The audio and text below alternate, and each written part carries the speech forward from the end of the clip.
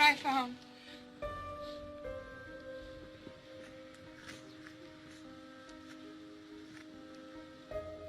Welcome back to The Leftovers. 6 years later, a chat about The Leftovers. I am Ethan. I've seen the show a lot. It's one of my favorite shows of all time. With me, as always, is Benji. Benji is in England. He's a bunch younger than me, which I think matters in talking about the show. And say hi, Benji. Hey. Okay, so last episode we watched was The Garveys at Their Best, and we watched that together. So now we're in Season 1, Episode 10, The Prodigal Son Returns, and we have not watched this together. So before we get started, I just want to know what your first impressions were. Well, it's a heck of a finale. That's all I really have to say. I mean, I have a lot to say about it, but it's one of them where there's almost too much to say, so you kind of have to. I understand, but just tell me, did you like it? Yeah, I did. And did you think, and I'll ask you this again, did you think I've wasted your time doing this? Fortunately, the verdict is a no from me so far. Great, so far. Okay, cool.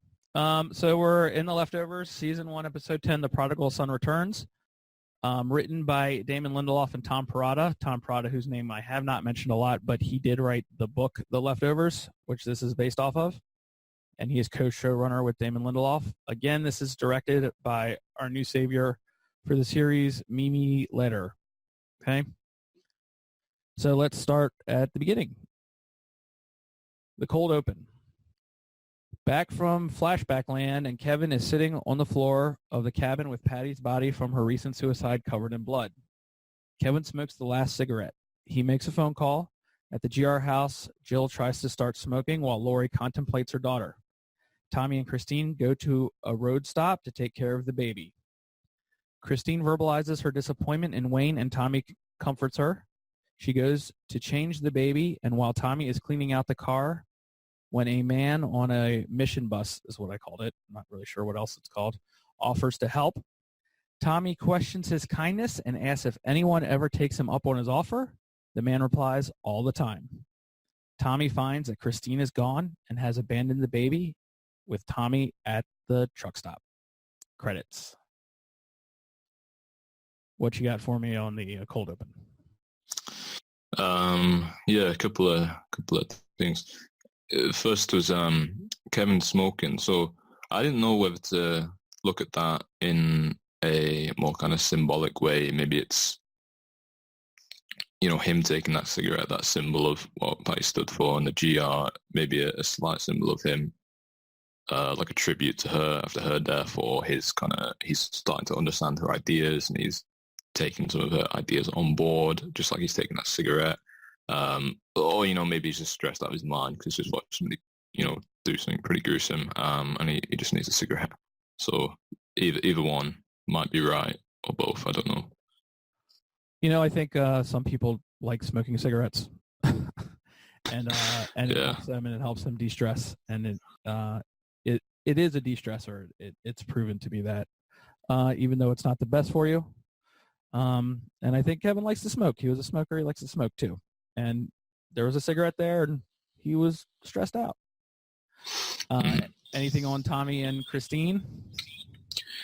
Yeah, well, more about the cold open as a whole. There was but yeah, Tommy and Christine definitely playing into this. There was a song that was overlaid at one point through the cold open, and the song was, if I pronounce this right, Ne me quitte pas, a French song, and I do know a little French. I learned it a bit last year, so I was able to pick out some of the lyrics, and the main kind of core theme of the song is about people leaving. Well, the title of the song is "Don't Leave Me," and that's one of the lyrics that's repeated a lot.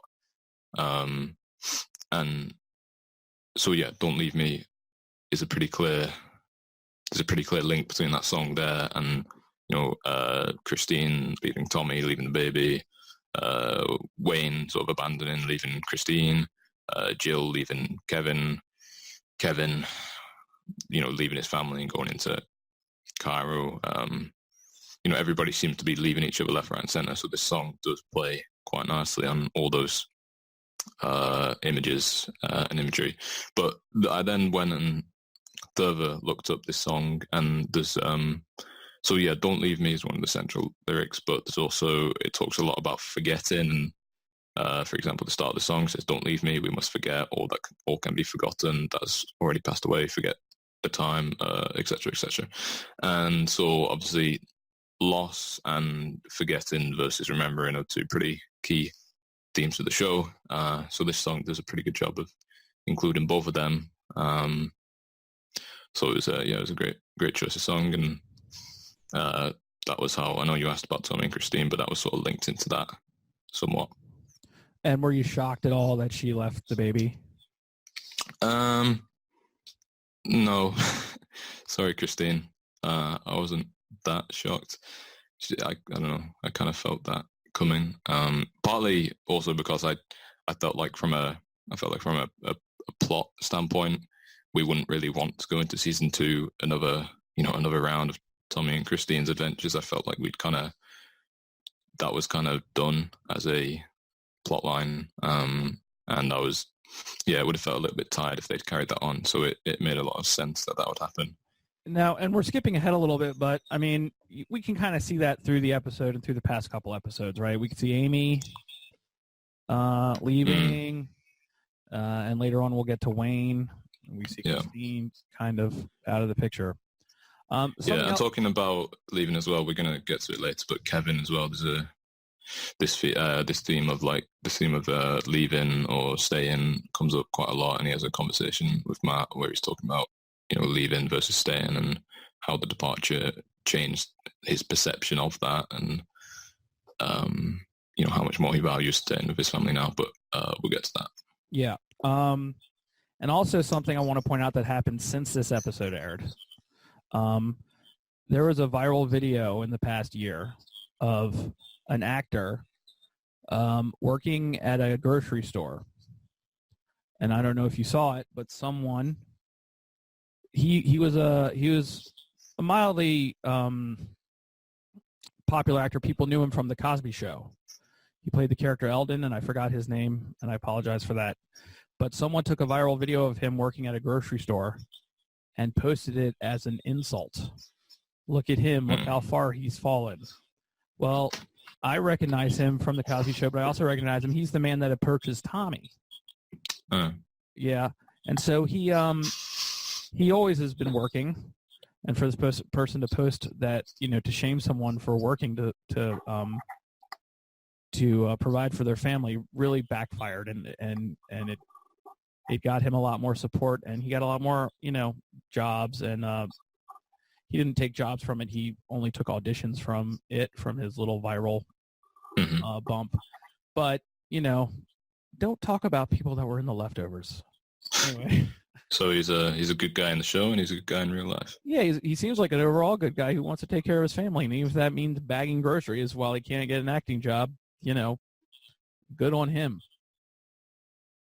So after the cold open and the credits, we're at the GR house. Laurie asks Jill why she's there and lets her know that she shouldn't be there tonight and pleads with her to go home. Jill just wants Laurie to talk. As an orchestral version of Metallica's Nothing Else Matters plays, Jill changes into all white. Meg assures Laurie that at least Jill and Laurie will be together. Laurie agrees, and now it's time to go to work. The GR march out as we see the final plan unfold through flashback glimpses. The GR have placed loved one replicas of everyone who departed in the town where they were when the departure occurred. Nora discovers 3 loved one dolls in the form of her family and is broken. When you saw the GR's final plan come to fruition, how did it affect you, and did you have any thoughts on it? Yeah. I from the fact that they'd brought in these kind of body-shaped bags and they had clothes laid out, I had been anticipating that they may be dressing up some loved one's dolls, which in itself was kind of messed up enough, even that. But the part that completely flew by me, that took me by surprise, and it was a real whoa moment, was seeing that they'd put them in the place they were when they departed. And suddenly, a lot of stuff starts to make sense. Like the reason they went in and stole pictures from people's homes and those like deliveries and all the clothes, and the reason they have all those like files, and it all kind of clicked together. And it was definitely a big moment in my brain where I was freaking out a little bit. So I didn't guess it to that extent. My guess was a little bit more basic. Even I, after all this time, underestimated just the lengths these guys would go to. And the amount, and it, you can see the amount of research they did and where it all went and why they were doing it. I mean, They had people standing where they were pushing shopping carts. They had a guy where he was cleaning the gutters. They had some guy meditating in a park. They had the special needs child in his house, surrounded by his jars of pennies. They broke into these people's houses in the middle of the night and put these people exactly where they were when they departed. And on a logistical level, that's pretty impressive, right? Yeah. I mean, it's very impressive and very sick. Oh, absolutely. So, what did I miss then? You said there was like flashbacks while that Metallica cover was playing. What were those flashbacks of? Well, every once in a while in a TV show, they'll help you out a little bit. They'll give you a little flashback. You'll see a little montage. So while they were walking into the van, there was little flashes to them stealing the pictures. Yeah. And little flashes of them getting the loved ones out of the truck, and little flashes of Patti laying out the clothes. Mm-hmm. So it's all coming together, but they didn't want to show you until the next day when you see all the people. Yeah, and when that music came in, I actually kind of made a note. I was like, wow, is that new music from Max, right? Max Richter. I was like, oh, that's, I was like, that's nice. What's that reminding me of? So it took me a few minutes to recognize the cover, but it's a pretty fitting song. Nothing else matters. Yeah. And what is the, let me just check, because the main chorus of the song is... Oh, also while you're looking that up, it's a very recognizable song. Right. And it's very easy to pick out if you're a popular music fan in any way. And so even the name "Nothing Else Matters" that goes along with how the GR feel anyway. Right. Yeah. Well, I mean, I guess I was trying to look at the chorus, but that really is the main takeaway. Nothing else matters. Ready to move on? Yeah. We're in the woods with Kevin. Kevin has called Matt, and he arrives with supplies to help him with Patti's body. Kevin tells Matt the story of what happened, and Matt believes him. Matt knows how Patti worked and tells Kevin that he is a good man. Matt is all in with Kevin, and they start to bury the body. So were you curious at all right there who Kevin called? Like, were you wondering when the car pulled up, like, who could this possibly be? Or was it pretty obvious right away? I didn't really, I don't know, I wasn't trying to guess who it was, but at the same time, I wasn't really, I mean, it made sense when Matt got out. I don't know, I didn't pay that much attention to it. It feels like a lot like the special relationship that he had with Kevin Sr. is now crossing over, right? Yeah. And I mean, there was a couple of I did notice we've spoken about Kevin's tattoos previously, but there's a moment at the timestamp's 13 minutes 44 seconds. The camera really focuses in on a tattoo on his left wrist, I think, which is like it looks like a bullseye to me. Again, I didn't really know if that was one that Justin had, or if it's a reference to, we've seen in previous episodes that the bullseye is used as a symbol. Tommy wears it at one point. So, yeah, I didn't know, because I felt like it was important because they really focused in on it, but, maybe it was just a cool shot. You see the car approaching at the same time, so that might have been the point. I don't know. And I think I've read in interviews before because this has come up. I think he just has those tattoos, but I think you can read lots of cool things into the tattoos as it deals with everything else. I never put together that it's the same tattoo Tommy had when he was a barefoot person, which is what the name of that cult was. So Right. yeah. And Matt's. You've heard the term shovel friend before, right? No, I haven't, but all right. no. This is another cultural gap here. The term shovel friend is a friend you can call in the middle of the night to help you bury a body. Right? Oh, yeah, now I know why I've never used that word. Right. So, because you don't have any shovel friends. Don't worry, you're young, you'll get them. Well, I was my meaning I'd, never done anything that would require a shovel friend. Like I said, you're young, buddy. It's great. As they bury Patti, Matt highlighted a passage from the Bible for Kevin to read. This is Matt's way of helping, and the passage is read. Now, I did write down the passage. I'm not going to read it. It's the same thing like with Patti earlier. I would not do it justice. This is one of the best performances of the season, along with what we saw from Carrie Coon as Nora earlier in this episode. You mean the moment where she sees the family? Yes. Yeah, that's good. That bit.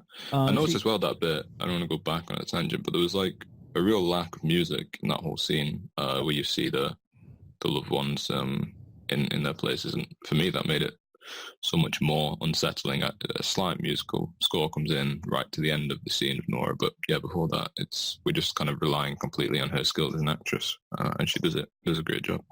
And I've tried to get this out of you a little bit about how good a premiere series this is for this actress who's been around a long time in the theater, but this is her first big TV break. And I did a disservice not talking about it earlier. You're right, there was no music, and she carries it and she kills it. And in the episode guest, she kills it. It's a big announcement that she's on the scene now as an actress, and you have to pay attention. And this whole series is completely underappreciated for the acting in it. Christopher Eccleston considers himself a very serious actor. They all do. So when he takes a project like this, I mean, it has completely erased Doctor Who from my memory as far as Christopher Eccleston goes. And we can talk more about that later, but Justin Theroux here, and when he hits the word departed in the verse, I mean, it's riveting. You can't take your eyes off the man. And I'm not just talking about his beautiful, beautiful eyes. Did you do any research as to the verse he read? Yeah, a little bit. And again, it's one of those that's slightly intimidating because there's probably so much that could be said. But the main things I picked up on was, well, first of all, for me, some of the words were kind of echoing the poem that Patti recited, you just mentioned in Cairo. 100% correct. Yeah, and she talks about the north, the east, the west, the south. Kevin talks about the north and the south, and so yeah, it definitely reminds us of that, and it's a callback to that because obviously he's doing this over Pie. And then yeah, again, obviously there's the reference with the departed. And I mean, there's probably a lot more to say. The only other thing that I thought I should mention was the scriptures taken from Job. We talked previously about Job and why Job is such a fitting, scripture and chapter and example account for this show, because obviously Job's the guy. For those who didn't listen to episode 3, Job is the guy who loses his family, his house, his health, and he loses everything, and it's about him staying strong and his faith throughout that, and how that eventually allows him to be kind of blessed tenfold, and he rebuilds his life. And so obviously it's about loss and coping with loss and faith throughout loss and where you go from there. And the blessings of staying faithful throughout loss and staying strong. So it works as a kind of tie into the show as a whole, but also right here we've got two of the characters that it probably most applies to, Matt and Kevin.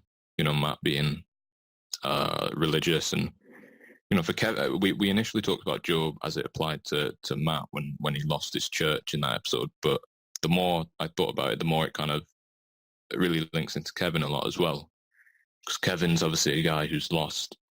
We talked about this last time. He had a pretty nice house before the departure. Now he's living in Kevin Senior's house, so we can kind of assume he's lost that house. So like Job, he's lost his house. His wife's left him. His son's gone off. Jill, even though he doesn't know it at this point, has left him. So he seems to have, in a way, lost like his house, his family, even his health. Right, he's losing his mind.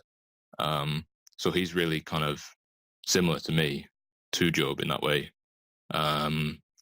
So I mean, if we look on the hopeful side, and we take Job's kind of redemption, so to say, story as a path that Kevin may be going down, that's encouraging, and that's like hopeful. He's not silenced by the darkness, is one of the last lines. So yeah, it's just a really, really good scripture for this, and it ties into the show in so many ways and goes back to previous episodes, and it's it's dark and it's tough, but it's also got a lot of hope and faith in it, and it moves Kevin and it moves us. So yeah, it was a really good choice. And it really, really ties into the talk they have at the diner later, right? Yeah. So they bury Patti in the woods, and Kevin washes himself clean and changes into clean clothes. Very cleansing, wash my sins away type of washing, right? Yeah. As Kevin rests in the car, we hear Holy Wayne's story unfold on the news. Just a little bit in the background. No, I heard that, but I didn't rewind that and pick out that it was Wayne. All of a sudden, Kevin wakes up and he's been brought into the same asylum his father is in by Matt. He is raving the whole time, and after a while, he gets a note from his father in the National Geographic magazine, the third copy, somehow his father got, telling him to stop talking to himself so they'll let him watch TV. He is taken to the TV room where his father is watching Perfect Strangers. Did you catch that this time? Yeah. Okay. And Kevin has a talk about how Junior has finally snapped and that they are both bad men, and this is where they're going to end up. Senior explains that because they weren't taken, they are bad men. As Senior continues, he starts talking to a voice behind Junior. He pleads with Junior not to look over, but he does, and he sees and hears Patti. Kevin is losing it, and Patti sits on his lap, gets really close, tells him he didn't bury her deep enough, and that they are going to be traveling companions for a while, but until then, he should wake the F up. And he does, in the parking lot of the diner. It was a dream. Matt did not have him committed, and they stopped to grab some food. So, here's an interesting section of Kevin having a little breakdown in a dream. I'm very interested to get your impressions of that. Well, we've been quite a few times. We've seen Kevin have very unusual dreams, so maybe by now I should have learned better, but I still couldn't. I didn't at any point really until the end figure out it was a dream. And a part of you is still wondering, is there a chance it wasn't?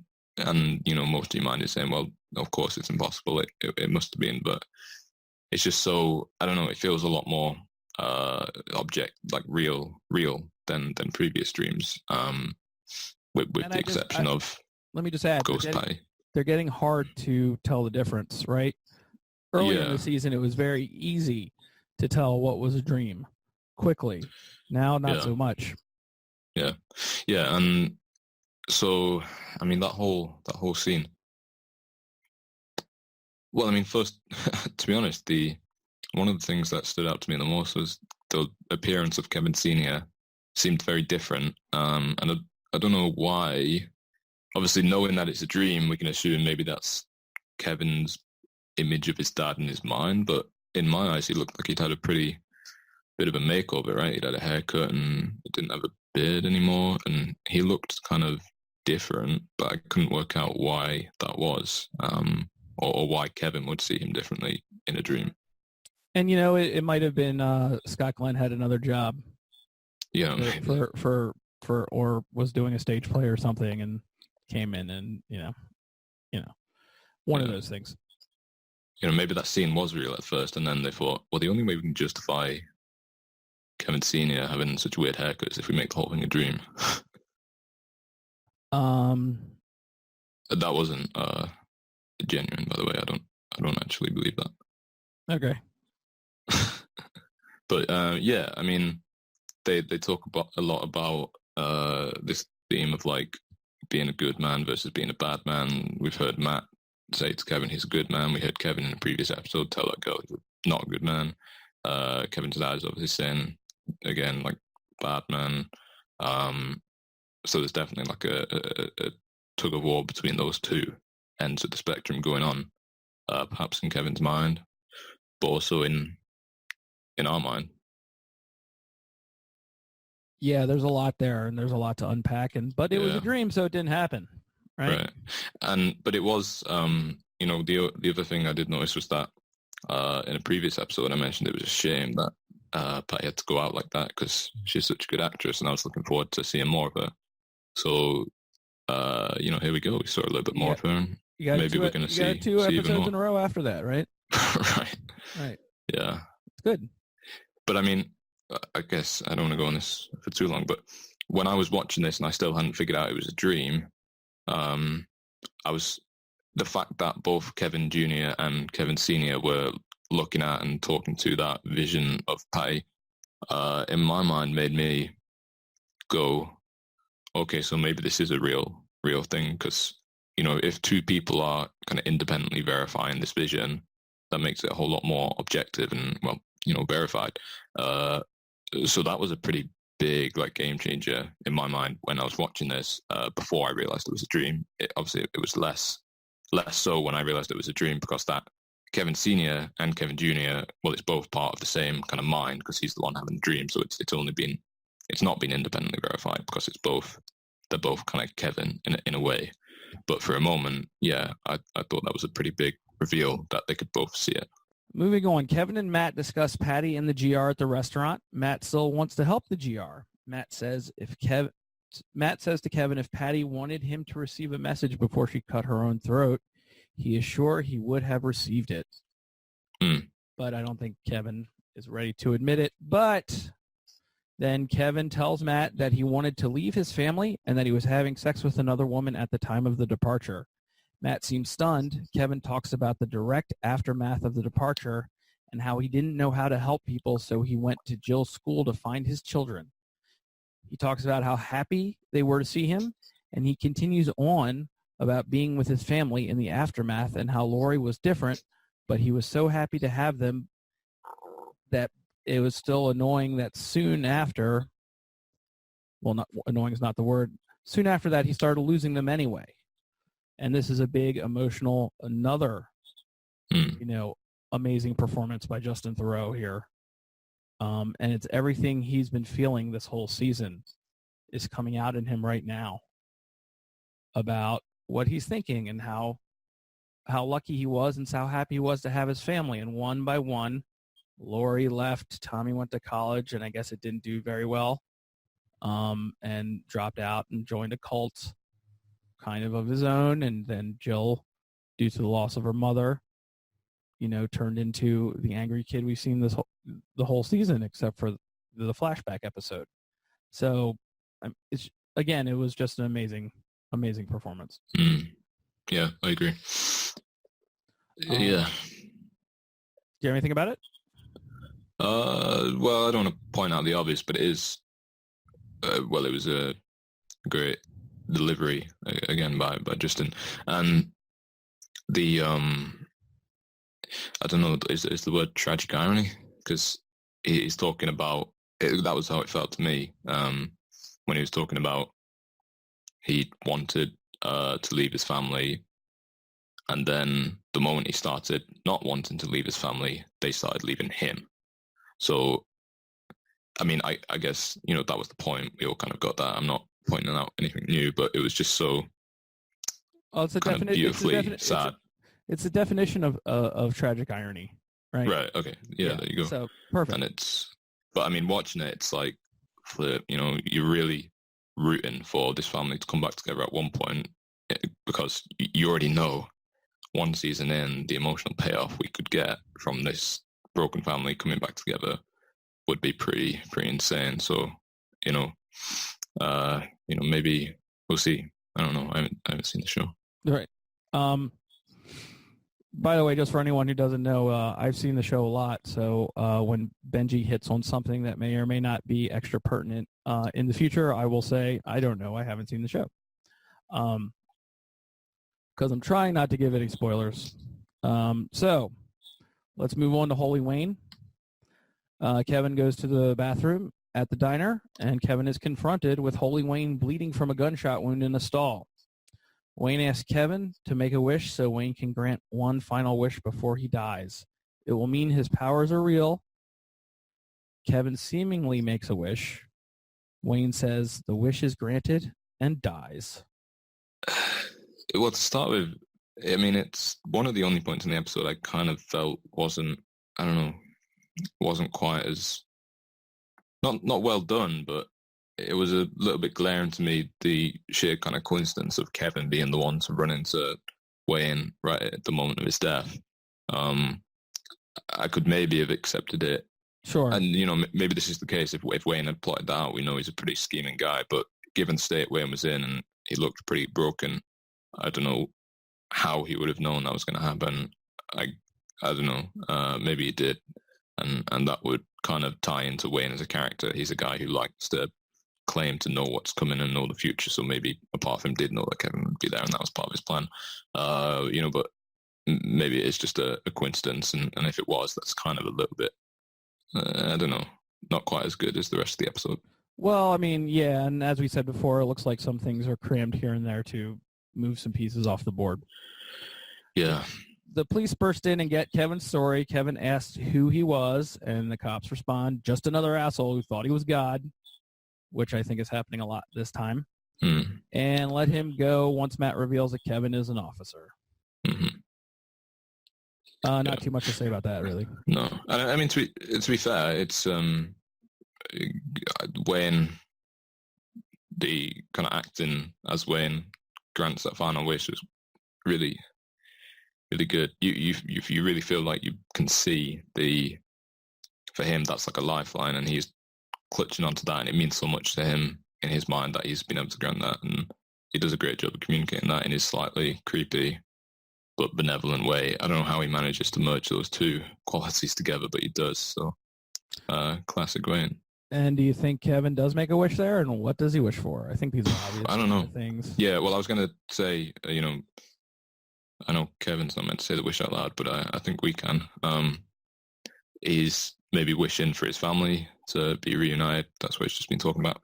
But, I mean, if it was any wish, wouldn't you be wishing that the departure, reversed or something? Because wouldn't that heal his family anyway? And then he would also heal every other family across the world that's been affected by it. Well, maybe not every, but I don't know. That might do more good than just wishing for his family to come back to him. That sounds like some liberal nonsense, Benji. No, I'm kidding. Well, I guess Kevin was preoccupied at the time. Yeah, totally. Didn't have much time to go through. All right, so we're going to move on here to Mapleton. Back in Mapleton, it is chaos. The woman from the pilot is wielding a gun, and the GR are under siege. Kevin and Matt find the loved ones and Megan, who has been beaten to a pulp. They ask her what happened, and she writes down, "We made them remember." And that is a close on the season for Megan, right? That's the last time we see her. Yeah. Wait, you said that was the lady from the pilot, right? Because I thought it might be. Well, when I was watching it, it looked like her, but wasn't she carrying like a loved one's doll that was like pretty big? So it wasn't the baby. No, she was. There were other people carrying a big loved one. She was coming after somebody with a gun. Okay. Because Kevin tried to talk her down. That's definitely the girl from the pilot. Yeah, okay. So as far as Megan, we leave her fully GR, fully formed guilty remnant. They made them remember she's been beaten up badly by the townspeople. She's looking pretty sinister, and she's looking pretty 100% GR. Yeah. Yeah. I mean, I guess we're going to talk about this event a little more anyway, but I was wondering while I was watching, is this something that's happening just in Mapleton, or do you reckon this has happened all across the rest of the world where the GR is present? It's a good question. I don't think we know. Oh. I don't think we know. Okay. We're going to focus on the micro here. Kevin goes to the GR cul-de-sac, and there's chaos everywhere. People are beating the GR and burning down houses. Kevin sees the mayor, who says, "You were right." Very tragic scene. Mayor's kind of at her end. You know what I mean? Fighting up this uphill battle. She's obviously losing. There's an epic bonfire where citizens of Mapleton are burning the dolls left by the GR, and the fire department won't even come help. You have the old couple. They're burning the effigy their son with Down syndrome. I mean, it's just chaos, and this is kind of what the GR wanted. They wanted to make people remember. They wanted to push them to the brink. They've been pushed to the brink at this point. Anything else about like what's going on in the cul-de-sac or anything before we get to the well, I mean, talking about? Yeah, I guess maybe one of the big symbols is all the smoke that's coming up from these fires. Obviously, the GR love to smoke, so it's smoke everywhere now. They're smoking now. Owen and Baru style. Kevin sees someone dragging Laurie out of the house. He quickly frees her, and then for the first time we hear her speak with a guttural growl, saying one word, Jill. Yeah. Laurie is quickly forgotten as Kevin runs into the house to find his daughter. Through all sorts of disturbing behavior in the house, Kevin finally finds his daughter and gets her out of the burning house. So in the house, he sees, I guess, GR being abused, a lot of GR on the ground from smoke inhalation. He sees one guy burning himself, like that famous picture of the Tibetan monk burning himself. But man, this is a big hero moment. You have that Max Richter violins coming in. It's very, very powerful. Yeah. But he does find Jill, and he takes her outside. And once Jill is safe, Kevin and Jill embrace, and while Laurie is there, she is finally and completely separated from her former husband and daughter, and the cul-de-sac continues to burn into the night. Yeah. Wait, what do you mean by saying she's completely separated? You mean she's not... I mean, obviously she's not part of the hug, but she's kind of there, right? She's there, but I think after this moment, there is no trying to get her to come home. I think through this show, Kevin and Jill have both been trying to get mom to come home somehow to put the family back together. And after this act that the GR pulled and that Jill was in the house and could have died from the fire, that Laurie is directly responsible for Jill being in that house. It is a way for Jill and Kevin to completely be able to cut her off the way she has cut them off. I don't think there is any desire. They have now lost their desire. They realize that the family they have is each other, and they can't count or won't count on her for anything. It's a point of no return as far as Laurie coming back into the Garvey house. That's what I think by that. Well, yeah. I don't know. That's an interpretation. That's my interpretation. Right, but you've seen the show. Well, that, I'm not saying anything that this does not apply. If it did apply, I would say something along the lines of, I haven't seen the show, but I have seen the show. Right. Yeah. Well, it was definitely. I noticed when Kevin was looking at Laurie, it was a pretty angry stare, as you'd expect. So, no, I did notice that. But yeah, I mean that scene, so emotional. Seeing Kevin, the pure kind of emotion on his face, and the fact he does manage to save her, just so. And it was one of those moments where I had to kind of put the pen down, so to speak, and I was like, no, I'm not going to make any notes on this. I'm just going to soak it up because this is a real incredible scene. And the line is Adam Driver was on Saturday Night Live this week, and he does a opening monologue about how chill he is and how he's a husband and a father, and my son comes second, and my wife knows that for sure. She's number one, and I told him that too. It's a very funny moment because it plays on the fact that as a parent, I hate saying that term, but I'm going to say it now. As a parent, in some emergency guttural parental situations, no one else matters but those children at some point. Do you know what I mean? So at this moment, Kevin is like, the first thing I need to do is save Laurie, then stop the town. But all that goes away and stops when he hears that Jill is in the house. And it was so cut and dry. Who matters at that moment? And I can relate to that. And I thought it was a beautiful scene. Yeah. One question I had was in the Cairo episode, Patti talks about Gladys and how it's the GR that did that, and it kind of made it sound like her master plan was to keep doing that, to keep making people remember. But given that they were also planning this kind of at the same time, they must have known, and it sounds like they were kind of planning on something like this happening. So how are they planning on keeping on doing those kind of Gladys-like stunts when, a stunt like this kind of makes all those Gladys stunts slightly less significant? Obviously, it would still be significant, but this kind of overshadows that a lot. So how I'm not sure what her plan was for that kind of timeline, if they knew such a huge event was going to be happening on Memorial Day, and post that, that kind of, it's a game changer, right? It changes a lot about the GR and how many of them there are, for a start, and how people treat them and see them. And I don't know how she was planning on pulling off multiple Gladys stunts when they knew they had this coming up in the short term. I think, and we're kind of like doing fan fiction down the line if this didn't happen, or this didn't happen the way it did and Patti was around. I think it's, there's a big event and then you keep going with your smaller things that you're doing, and you're constantly moving, because you couldn't repeat this. You would have to think of some other thing to do big that would push the envelope even more. So that's all I can say to that, really. That's a speculation thing. I don't really know. Yeah.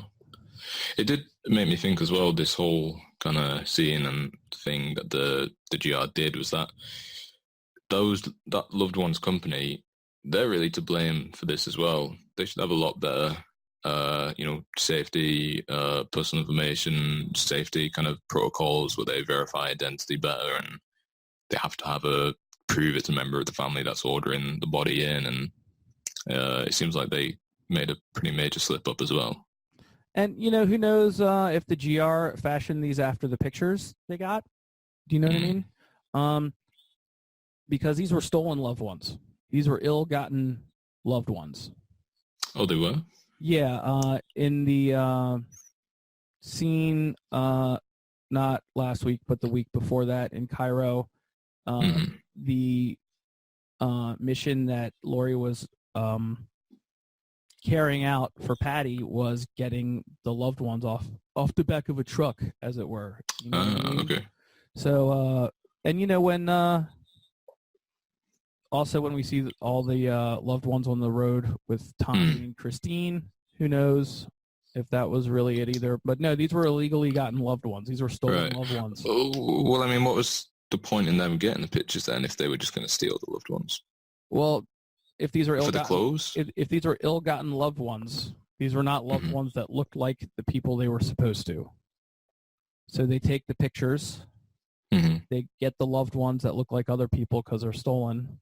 And then they mold the faces out of the pictures that they have. Oh, okay. So that was why the loved ones. I did notice it looked like a pretty noticeable drop in quality from the loved one we saw in guest episode. That's very. There's a very. What I just said was all conjecture, right? But this is very specific. The salesman in that episode, he said they have many lines, and that was the top of the line model. These are definitely lower end model loved ones. Do you know what I mean? Yeah. Wow. What a fascinating industry. Yeah, well, it really is. And there's something that we didn't see because I remember it originally showing. Did you ever watch 6 Feet Under? No, I've seen a lot of recommendations. It's definitely on my list. I haven't seen it. There's they did a bunch of ads for funeral type things that you would show at funeral shows for coffins or things like that. They did one for the loved ones at the beginning of that episode, but they don't have it on the streaming for some reason. It's not part of that episode. But you mean as part of the Leftovers episode or as part of the 6 Feet Under episode? Well, no, I only say that because it's modeled after like the ads they would do on 6 Feet Under, but it is in the show The Leftovers. And maybe I'll look for that after this. We can look at it. Are we ready to go? I think we've said a lot about that. Yeah. Okay. So this is the final section, and I'm just going to read it straight through, and then we'll talk about it, okay? Okay. Nora is beyond shaken by her experience with the loved one dolls of her family. She sits with them and starts to write a letter to Kevin about how she can't be there anymore, that she can't pretend anymore, and nothing will go back to the way it was. Here we see some final shots of the disdain Jill and Kevin have for Laurie in the aftermath of the town riot. We see Nora tuck in her loved ones as she packs up her things. Laurie, despondent, wanders around town to the departure memorial where, by chance, she runs into Tommy. They embrace and go off together. Nora reads on that she must go somewhere, but not in Mapleton. She says she thinks she loved Kevin and Kevin loved her. As Kevin and Jill walk home, they are joined by the dog who has found his family in the Garveys. As Nora is dropping off the note for Kevin, she sees the baby that Christine had abandoned and that Tommy has left on his father's doorstep. She picks up the baby. Kevin and Jill come home. They see Nora with the child. She smiles at them and says, "Look what I found." They both slightly smile with tears, and we end on the hopeful face of Kevin Garvey. And that's the end of the first season of The Leftovers. So, Nora's letter, obviously written to sound like a suicide note at the beginning. Yeah. Is that what you were thinking? Yeah, it was going through my mind. Okay. It's kind of one of the best scenes of the season in the series, too. Do you know what I mean? First, the dog comes back, which is unexpected. Oh, yeah. And, you know, for my money, this is what the show does. You have been given so much hope has been taken away from you watching this show. Just faith in humanity, faith in what will happen to the characters, that, of course, you would expect, like earlier, you would expect Jill to stab the dog. Not that they show things like that, but, well, they do show things like that, but, you know, you would expect Nora to leave or Nora to kill herself, and then she finds this baby. And Kevin has seemingly wished for a family back, his family back. And at the end, he has his daughter. He has Nora. There is a new baby, and there's a dog. And it is a family. And he is very happy, it looks to me, because he's made it through this hellish night. And he doesn't have this, he's let go of this ghost of Laurie that's always hanging around. And, you know, it's very hopeful, and I think it's a great, perfect ending. What do you think? Well, I agree for the most part. I had a couple of slight issues with it actually. Get Which out. were they were only small. But I'm only saying this to provide a slight contrast to what you're saying, so it isn't totally one-sided. Because I do agree, it's a great scene. Definitely one of my favorites so far. But leaving a baby on a doorstep like that, isn't that kind of hypocritical of Tommy? After Christine does that, and he's like pretty clearly annoyed about that in the cold open, and even fine, giving it to his dad, that's okay, but leaving it straight on the doorstep in a dangerous town like this, where after what happened last night, it's a pretty dangerous place to be, and just leaving a baby out on the doorstep like that, not knowing when the dad's People are going to getting return. stoned, and there's Yeah, I mean it's irresponsible from Tommy. It's of course it disappointing. is. But anyone who leaves a baby on the doorstep that old trip, is gonna. I mean, that's what they do, I guess. He left it the one place where he thought he could. Yeah, can you just open and break in through the back door and leave it inside the house? Well, if he did that, she wouldn't have found the baby. She would have left the note and been on her way. Well, Tommy wasn't planning for her to find the baby. I don't know. I've never seen the show. Okay. Yeah, well, I mean, that was one slight gripe. Also them meeting randomly at the memorial is, Tommy and Laurie is kind of... A little bit. Well, I was going to say, like, it was like, couldn't he have just bumped into Kevin instead? And then, that would have been nice. I guess it's nice for Laurie, though. At least she's got one member of her family. I have to chalk I guess he doesn't... I have to chalk some of this stuff up to its TV, Yeah, well, I mean, he doesn't know what she's done, so... It is interesting to me, though, that he didn't, at any point that we know of, visit Kevin or Jill during his trip back to town. It's like he sees his mum and then they're out. Like, wasn't the whole point of coming back to see the rest of his family too? Everybody in this world is, and I'm not trying to give you a straight answer for everything, but everybody in this world is broken in some way, and yeah, Tommy's not perfect. Yeah. Yeah. I agree with you on all that. Yeah. The final thing was that I'm honestly not sure we needed that voiceover from Nora. I feel like a lot of the stuff she said, we were pretty much getting straight from the imagery and the emotion and the music and her acting and what we were seeing on the screen. So, I mean, for a show that does such a good job of communicating non-verbally, in a really, it manages to get a lot across without using words. For it then to revert to that right in the final moment of the season, it's done pretty well so far up to this point without doing that. But to end it on that felt, I don't know. I just don't see that we really needed that letter. I feel like that was communicated pretty well without it. Yeah, it definitely felt like one of the only times they literally like spelt it out for us as a viewer. Yeah, I think it's just. But I'm willing to forgive all that just because it's so beautiful. So beautiful, right? Yeah, it is. It is. And for such a depressing show, it gives you such a feeling of hopefulness in it. And that's what I like about it. Yeah. I feel guilty for dissecting it like that because I did really enjoy it. But well, that's what we're doing. We're dissecting, and that's good. Yeah. Well, yeah, that was my that was one side of my thinking about it, and the other side was, screw it, who cares about all that? It's a beautiful scene, and there's a dog. Like, the dog comes back. What can you want from a show than the dog coming back? What'd you say?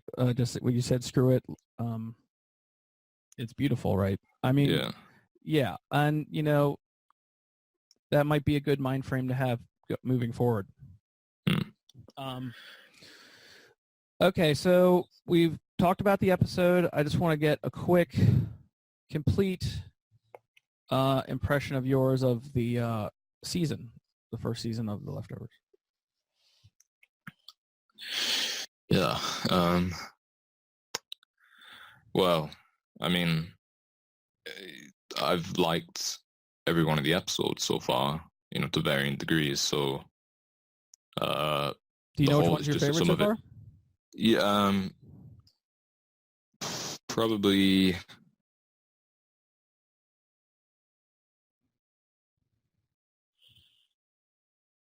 it's a close one between the finale and Cairo.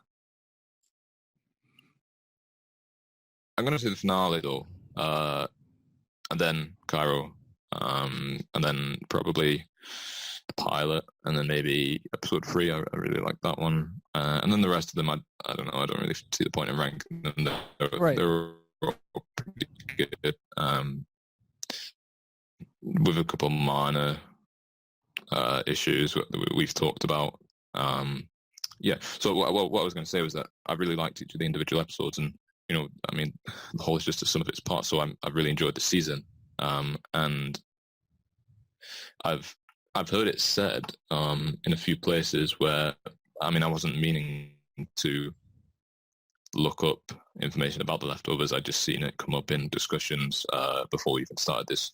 That it was rare for people to say they weren't having a great time watching it, but some people were saying they weren't really getting into it. And I'd seen it mentioned that, well, season one's a slow one, okay, and from there on out it gets really good. So, given what we've just watched for 10 episodes, if this is the slow one, yeah, I'm very, very excited for what's coming next, because it's like this show at its worst is still better than most other shows at their best. If that's the case. I'm really glad to hear you say that, and I wanted to say something about that in a second.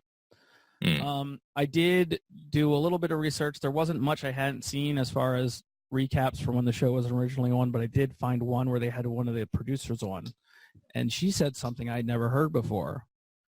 She was asked what had they planned on doing from the very beginning as far as what's going on at the end. And they said they knew every third episode they were going to do something crazy, and the next to last episode they were going to show the departure. That's what they knew when they started. And they knew that the cul-de-sac was going to burn at the end. The town was going to burn at the end. There was going to be the departure in episode 9, and every third episode they were going to do something crazy. So they did 2 boats and a helicopter on the third episode. On the 6th episode they did guest, and then they did the Garveys at their best, and the last one. That was very interesting to me. I just wanted to mention that. What I will say about this is Tom Parata, who we mentioned earlier, who wrote the book The Leftovers, and I'm telling you this, I don't know if you know this, he's the co-showrunner. The book is much different than the show. There is a departure. Kevin is not a police chief. He's a mayor. There is a guilty remnant. And there is a Nora. I'm pretty sure there's nothing about kidnapping Patti, if I remember. Like, Kevin is really not that messed up an individual. He goes with Nora on her trip to Miami that she offers. He's just like a regular guy.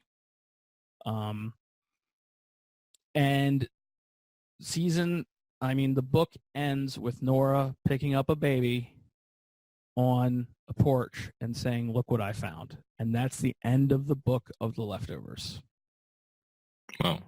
Season 1 of The Leftovers is the book. So the producer said they knew they were going to do that every 3 episodes thing, and then they knew they were going to do the cul-de-sac and the departure and her finding the baby. And they knew her finding the baby was going to be the end of the season.